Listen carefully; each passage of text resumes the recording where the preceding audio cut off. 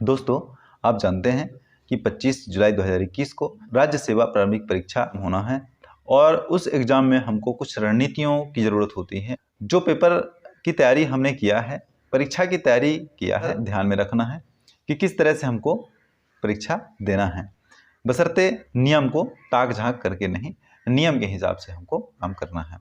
आप ध्यान दीजिएगा कि जो हमारा सिलेबस दिया हुआ है, उस सिलेबस को तैयारी तो बिल्कुल कर लिए होंगे, परंतु तैयारी के साथ में हमको एक और स्ट्रेटजी की ज़रूरत होती है कि जब हमारी तैयारी पूरी नहीं हो जाती है या कि तैयारी पूरी हो गई, फिर भी हमें इस बात की दिक्कत हो जाती है कि कन्फ्यूजन इतना ज़्यादा बढ़ जाता है बहुत सारे प्रश्नों को हल करने के बाद भी कि सही उत्तर तक हमको पहुंचने में दिक्कत हो जाती है।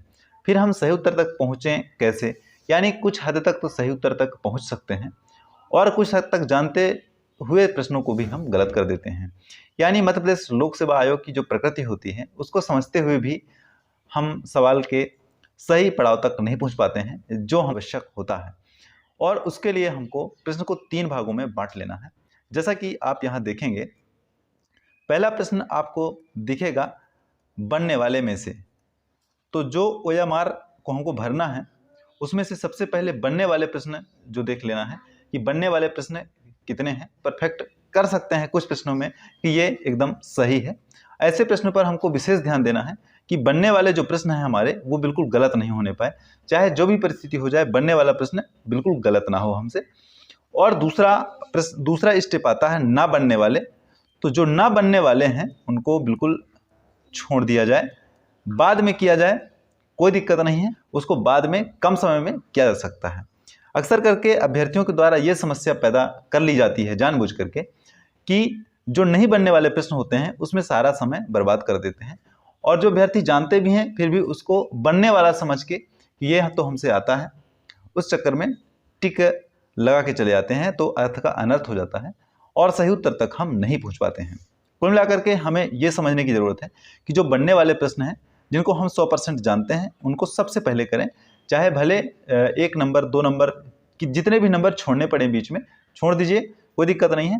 लेकिन OMR को फिल करने में हमको कोई दिक्कत नहीं होनी चाहिए कि यार ये बनने वाला है कि बनने वाला नहीं है।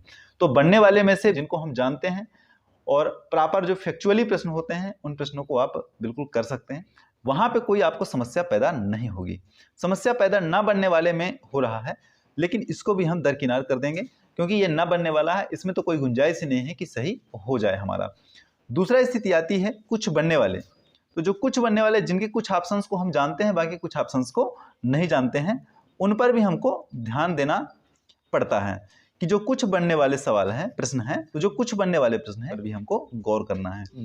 गलत ऑप्शन होता है, उस ऑप्शन को हम कैंसिल कर देते हैं और हम सही उत्तर तक पहुंचते जाते हैं। यानी कैंसिल करते करते एक ऑप्शन ऐसा बचता है जो हमारा सही के रूप में होता है। मैं ये नहीं कह रहा हूं कि सिर्फ बी ऑप्शन ही सही होता है, 4 ऑप्शन में से कोई भी सही हो सकता है, लेकिन हमको गलत को काटते आना चाहिए। अगर हमको गलत काटते आ रहा है, यानी हमसे गलत उत्तर क्या है इसकी सिरे तक पहुंचते आता है, तो बिल्कुल हम सही उत्तर तक पहुंच सकते हैं।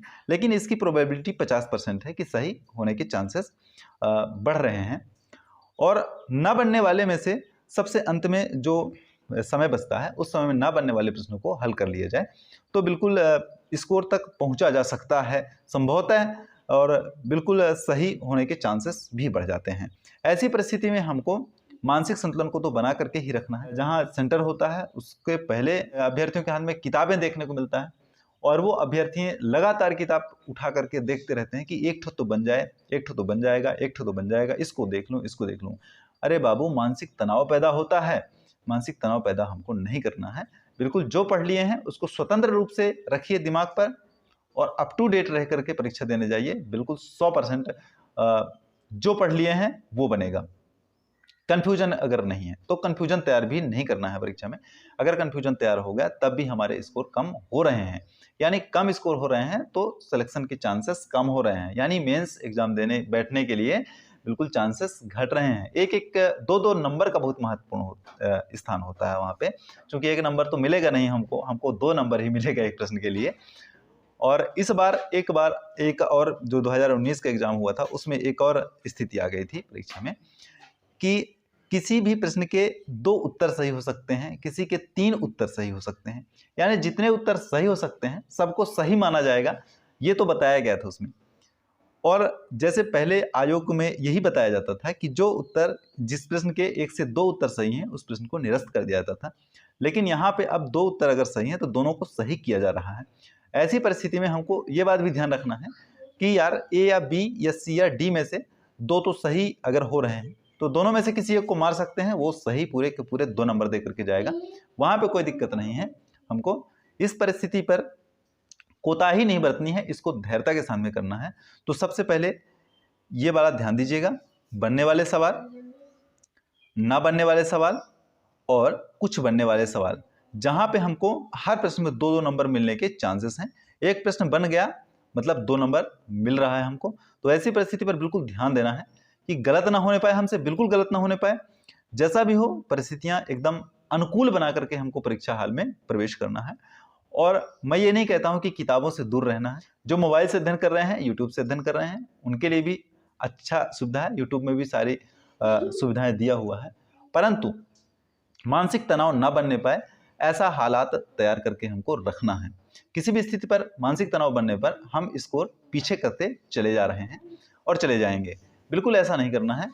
अच्छे से स्कोर करिए। सारे सिलेबस को अब बिल्कुल 2-3 दिन का, 4 दिन का जो समय बचा है, उस 4 दिन के समय में सारे सिलेबस को कवर नहीं कर सकते हैं, सिर्फ एक बार पलटा सकते हैं और उसके अलावा कुछ भी नहीं किया जा सकता है। या कि फिर जिसके पास अगर समय है तो किसी एक विषय को कंप्लीट कर सकता है, सिलेबस को हल करने की कोशिश करेगा, सारे सिलेबस को पूरा देखने की और रिवीजन इतने कम समय में करने की कोशिश करेगा। तो बिल्कुल संभव नहीं है ये, क्योंकि इतना विस्तार सिलेबस है। 80+ स्कोर तो कंपलसरी है इस बार, क्योंकि पदों की संख्या भी बहुत कम है। तो 80+ स्कोर जिसका होगा वो अपने को सिक्योर तो समझेगा ही, और 80+ स्कोर से कम होगा तो वो तो अब परीक्षा के पेपर की प्रकृति बताएगा कि कितना कट ऑफ इसका हो रहा है। तो चलिए, बहुत बहुत धन्यवाद। स्वस्थ रहिए, मस्त रहिए, जबरदस्त रहिए और परीक्षा एकदम सरलता से दीजिए। बहुत बहुत धन्यवाद आप लोगों को।